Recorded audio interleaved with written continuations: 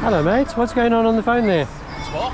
What's going on your phone there? Bit of WhatsApping. What am I going on about? I can see WhatsApp on your phone that you were just holding. Your dashboard's lit up.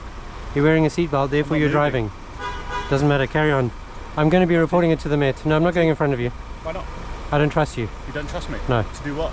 Or whether you can drive on me. Carry on. Why would I drive on you? Some people do. Why I will be reporting you, so in 2 weeks... I'm not doing anything. You should stay off your phone. What have I done to you then? Is your dog restrained? What have I done to you? You're driving, committing a serious traffic offence. I don't get pleasure from doing it. You were. You may be stopped, but you were still driving. There's been a lot of people disqualified for doing it stationary. It doesn't matter. There's a lot of reasons why that's a danger and why it's still illegal. What, when the car is off? In 2022, they've strengthened the law around stationary use, like what you've just doing there.